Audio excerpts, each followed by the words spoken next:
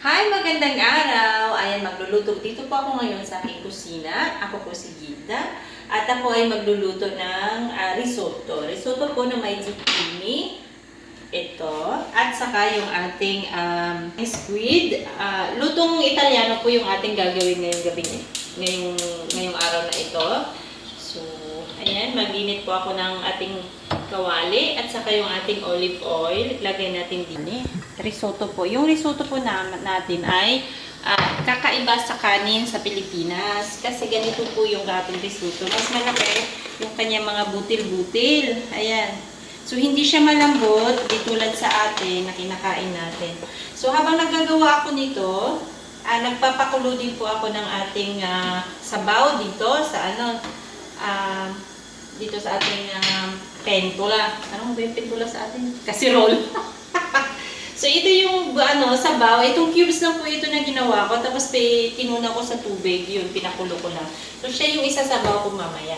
So, ngayon ito yung ating oil na na mainit na po siya. Ilagay sibuyas. So, hiniwa-hiwa ko na po siya lahat kanina bago ako nagamit sa isa. Siyempre, alam nyo na. Aantayin po natin na maluto-luto naman yung ating sibuyas. Ayan. Okay, so ayan na po. Ilalagay na natin muna yung ating squid. Lutuin din natin siya dyan.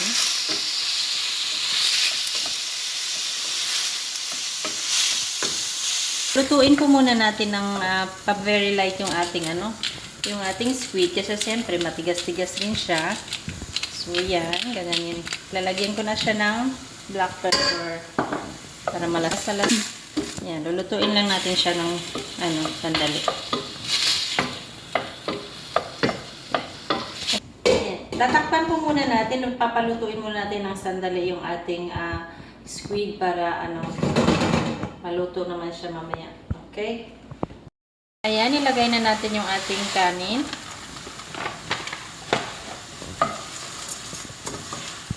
Ikot lang.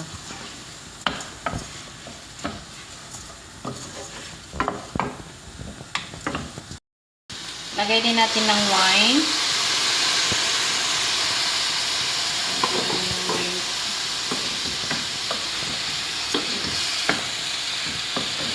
Ayan yung ating zucchini. Lagay natin dito din.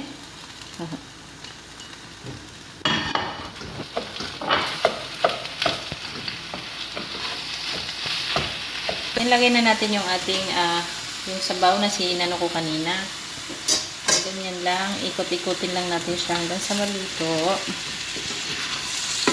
Ayan po muna natin siya. So, mamaya, pag kulang naman siya ng sabaw, lalagyan ulit natin siya ng sabaw dito. Tagi-isang cook lang. Ganyan. Tapos ikot-ikot hanggang sa maluto yung ating squid at saka yung ating kanin. So, hayaan muna natin siya dyan. Pagkalutuin lang natin. Ngayon, bubuksan na po natin siya. 10 minutes na po yung nakaraan. Lumipas. Inikot-ikot ko na siya kanina. So, ayan. Ito na po siya ngayon. Titikman lang natin. Ayan. So, ngayon, okay na siya. Luto na yung kanyang rice. So, maglalagay na tayo ng butter. Butter. Para maging creamy pa rin siya. Nawin lang natin siya dito. Ayan.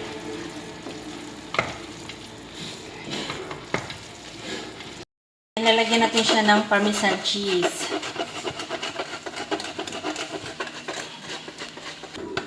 Okay. So, ayan na po siya.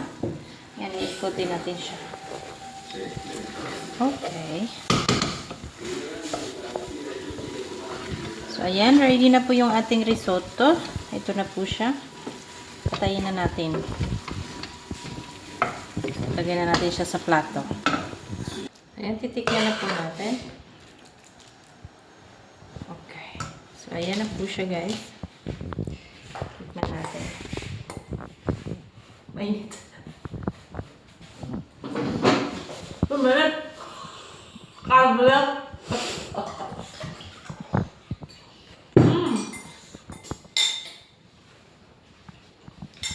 Okay.